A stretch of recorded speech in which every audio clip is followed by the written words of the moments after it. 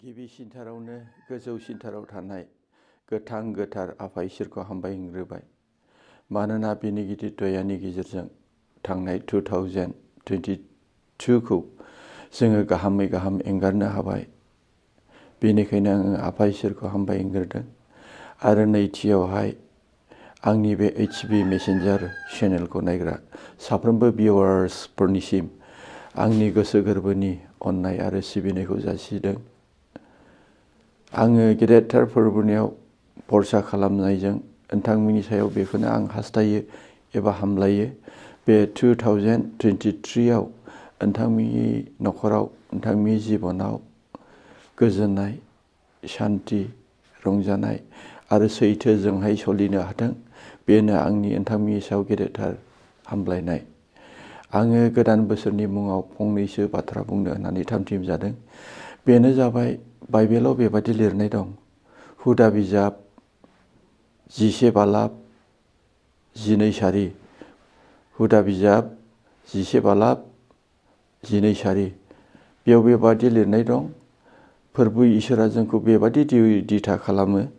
बियो बोसोर हाबजेननायनिफ्राय बोसोर जोबनायसिम बियो जोंखौ दिथा खालामो होननानै लिरनाय दङ। थारमाने जोंनि थांनानै थानायाव मोजां गाज्रिखौ आफा इसोरा जेब्लायबो नोजोर होयो। जोङो साननो हागौ जोंनि खायदा बुद्धिजों जोंनि दंनायफोरजों जोङो थांनाय बोसोरफ्राव निदानफोरनिफ्राय आंखालफोरनिफ्राय बारग'बोनो हाबाय। नाथाय बियो बेबादि सानोब्ला जोङो गोरोन्थि जागोन।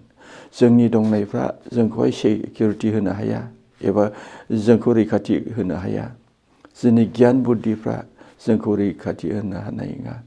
गितमाला 127 नम्बराव बुंनाय बादि फोरबोआनो न'खौ लुवाब्ला न' लुग्रानि न' लुनाया नंबां जाबां।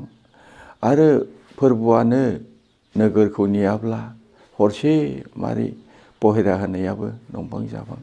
बिनि ओंथिया जाबाय जों जेसेबांखि थांनानै थानो हास्थाया मानो, जों जेसेबांनाखि गावखौ लुखांनो हास्थाया मानो, बे जोंनि नाजानायाव, जोंनि दाखांनायाव, जोंनि थांनानै थानायाव, जोंनि मावनाय दांनायाव फोरबोनि आखाइ गैयाब्ला बियो माब्लाबाबो साक्सेस जानो हाया।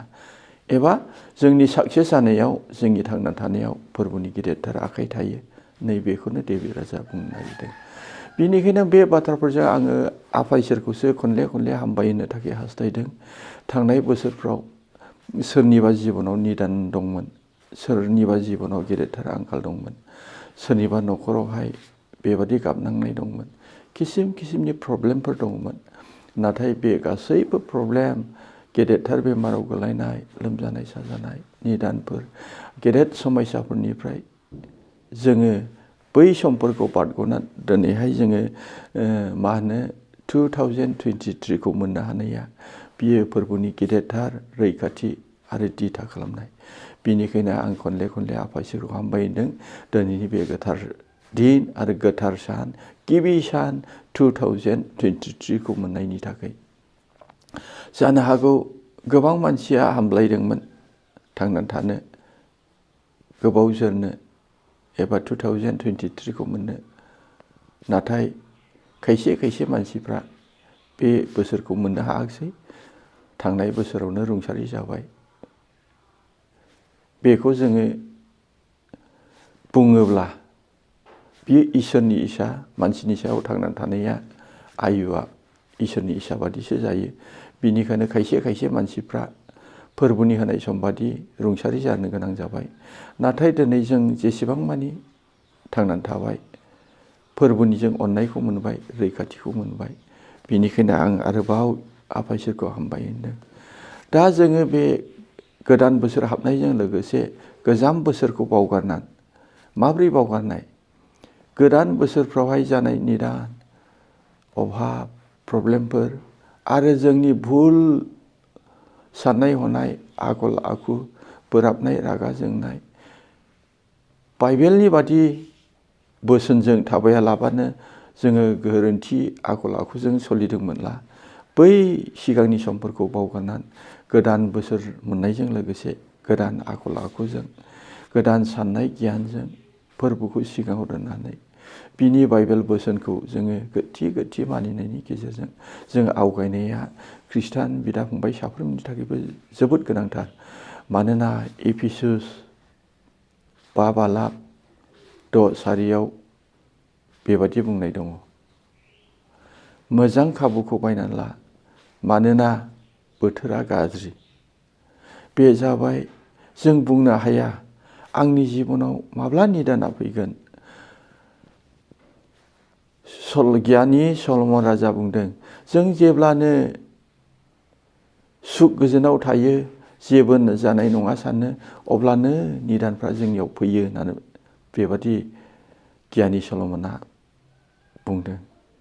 बे बाथ्रानि गेजेरजों जों साननो गोनां जे जोंनि जिबनावबो माब्लाबा समाव जों जेबो जाथारनाय नङा सानो, नाथाय जेब्लानो जों सुख गोजोन रायजो जायो, बे समावनो माबा मोनसे गाज्रि लोमजानाय, माबा मोनसे प्रब्लेम, माबा मोनसे आंखालफ्रा जोंखौ बेबादि हेंथा होयो। बिनिखायनो जोङो दिनैहाय गोथां देहा दङ, जोंहा साननाय गियान दङ, जों बेमाराव गोलैयाखै, प्रब्लेमाव गोलैयाखै। बिनिखायनो बे गोदान बोसोरजों लोगोसे जों गोदान साननायखौ लानानैहाय जोङो खाबुखौहाय आजावनानै लानानै, बे जाबाय जोङो गोथां मोजाङै थासान्दियावनो जों इसोरखौ गिनाया, इसोरनो जों गोसो गोरबोआव जायगा होनाया, जों इसोरनि बोसोनजों थाबायनाया जों बयबो खृष्टान बिदा फंबायफोरनि थाखाय जोबोद गोनां बाथ्रा। जोङो जेब्ला सानो निदान गैया, नाथाय निदाना जोंनि मोखाङाव नुजाफैयो। थांनाय मास मोनसेसोनि सिगाङाव जोंनि 1 नं बालाफारा बेप्टिस्ट चार्चनि गेजेर सेरजों थांनाय लामाजों गंसे ट्रेक्टर फैदों आरो सासे गथ'आ गोदान बाइक लानानै बियो बेबादिनो साथिंजाय दावखोदों, ट्रेक्टरा खोलाथिंजाय नामायदों। नाथाय जोंनि गामिनि गेजेराव बे ट्रेक्टरनि सिङावनो नायखा नुखायैनो कन्ट्रल खालामनो हायैयाव बे बाइक गोदाना एकदम ट्रेक्टरनि खर' सिंजों हाबदों आरो मानसिया ट्रेक्टराव सौदावनानै गेदेरथार जखम जादों। बे जाथायखौ जोंनि मण्डलिनि मानसिफ्रा लाइभ मेगनाव गावनि मेगनजों नुदों।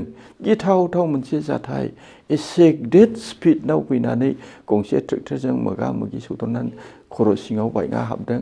बिनिफ्राय बे जोहोलावनि देहाया गेदेरथार आघात जादों, आथिङा बायदों आरो नैबे खुखाफ्रा बायफ्रुजोबदों।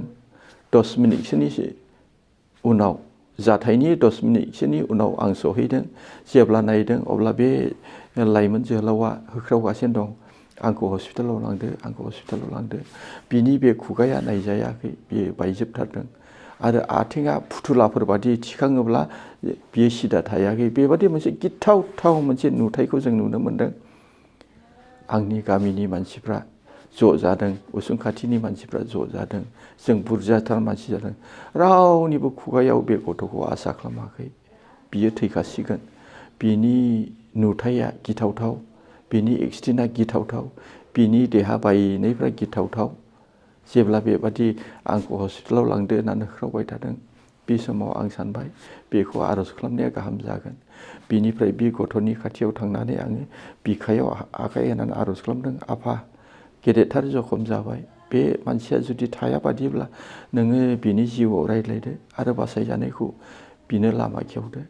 आरो नों इस्सा जायोला बेखौ नोङो फोथांनो हाग्रा इसोर, आङो आखाइ होना आर'ज खालामो बे गथ'आ मोजां जाथों आरो बे गथ'नि जिबनाव बासायजाथों।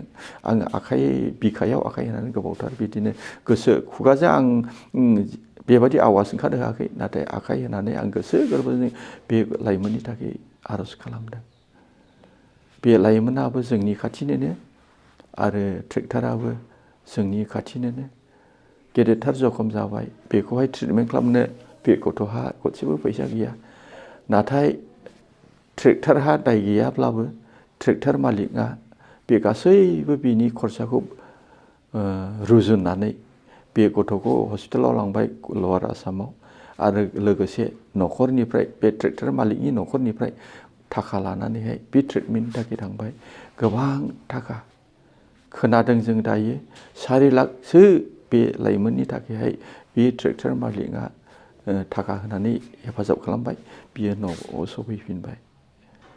ट्रेक्टरा इसा जानानै होआखै, बे गथ'राबो इसा जानानै आं सुइसाइड खालामबायसै बेबादि नङा, नाथाय बियो बांद्राय सालायनायखौ कन्ट्रल खालामनो हायाखै। बे गथ'नि दारै बे ट्रेक्टर मालिकहा गोबां खरसा जानो गोनां जाबाय। अनजाग्रा ख्रिस्टान बिदा फंबायफोर, बिनिखायनो एफेसुसनि बे 5 बालाबनि बुंनाया नोंसोरो मोजां खाबुखौ बायनानै ला, मानोना बोथोरा गाज्रि।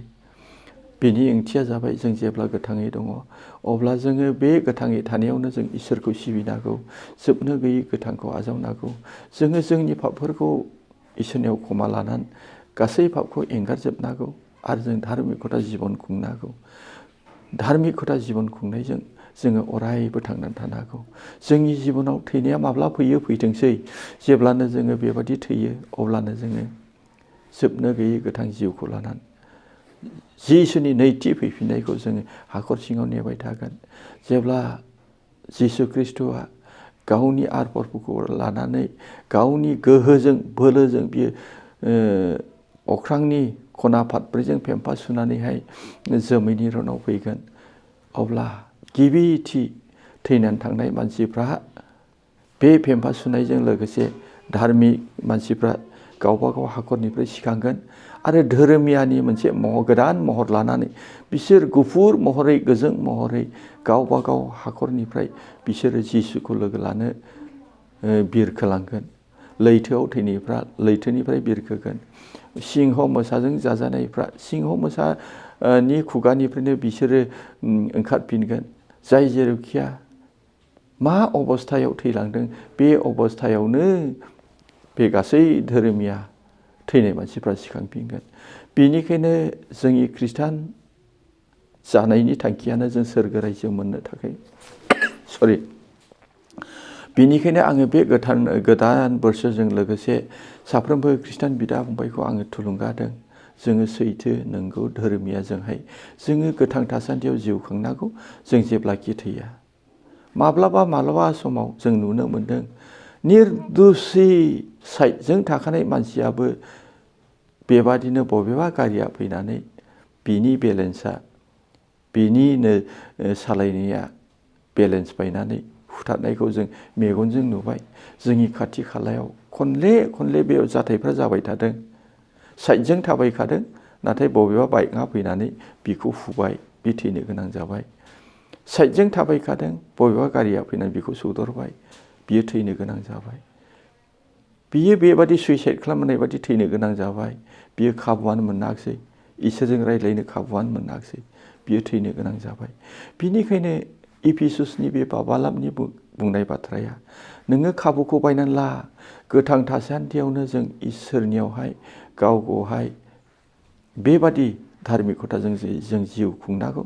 अब्ला जोंनि जिबनाव थैनाया जेरैखि जाया मानो, एक्सिडेन्टजों मिथिस्लाबैजों जेरैखि जाया मानो, जोंनि थैनाया जों सानसे थैखागोन, नाथाय जोंनि थैनाया जोंनि जिबनावहाय जोंनो लाब लाबोगोन, बेनिफिट लाबोगोन। अनजाग्रा खृष्टान बिदा फंबायफोर, दे थांनाय बोसोरफ्राव जोङो मोजां आखलजों सैथोजों नंगौजों थाबायनो हायाखैमोनब्ला आङो साफ्रोमबो आंनि बे इउटुब चेनेलाव खोनासंनाय भिउवार्सफोरखौ खावलायदों आरो इसोरनि बाथ्राजों थुलुंगा होदों। बोथोरा गाज्रियाव गाज्रि जाबाय, नोंथांमोना निस्सय खोनादों। चाइनायावहाय कर'नाया बारा जाबाय आरो इन्डियायावबो बेखौ मोनबाय आरो बावैसो मैयाफोर निउसाव नुनो मोन्दों लकडाउननि बाथ्रा बुंनायखौ।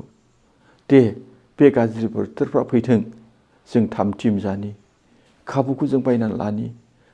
बै गाज्रि बोथोर फैनायनि सिगां, जेरै अखा हानायनि सिगां अखा हागोन बोथोरखौ सिनायनानै जों अखानि थाखाय जों थामथिम जायो, साथाफोर लोगोआव लायो। एक्जेक्टलि जों बोथोरखौ गाज्रि होननानै जों बयबो मिथिबाय, सिगांनिख्रुइ गाज्रिसिनसै। गारि मटर गारिफोरनि अनजिमा बांबाय, मबाइल ओंखारनायजों लोगोसे मानसिनि साननाय हनाया गुबुंले जाबाय, थैनाया बेबादिनो बांसिन जाबाय। गोदोनि समाव जों जेब्ला गथ'मोन जों एक्सिडेन्ट सोदोबखौ खोनायामोन। सोरबाया बिबान बानदों, बिबान बाननानै बै समाव लामाफ्रा मोजां नङामोन। दैज्लांनि समाव गादलेनानै गोलैदों, सिं बायदों, आथिं बायदों बिदि खोनायोमोन। नाथाय दा लामाया मोजां जाजोब्बाय, डेभेलप जाजोब्बाय, गारि घरा बांबाय। बे गारि घराफ्रा जोंखौ साफा साफा सौदावनानै बुथारगासिनो दङ। बिनिखायनो थैनायनि सिगां जोङो गोथां थानायावनो जों गोथां इसोरखौ आजावनांगौ। बिनि फोरोंनाय सैथोजों जों थाबायनो हागौ, धार्मिकता जिबन खुंनो हागौ। अब्ला थैनाया जेब्लाखि थैया मानो जों थैनायखौहाय जोङो सिन्था खालामालासे जोङो इसोरनियाव भरसा खालामनानैहाय जों थांनानै थानि। खोनासंग्रा साफ्रोमबो बिदा फंबायखौहाय इसोरा गेदेर बोर लाबोथोंसै। आरो आं बेखौनो उइस खालामनो, बे 2023 गोदान बोसोराव गोदान साननाय, गोदान आखल आरो फोरबोखौ गोसो गोरबोआव लाखिनानै बिनि बोसोन बादि बयबो थाबायनो हाथोंसै। इसोरा बयखौबो आशीर्बाद होथोंसै। आमेन।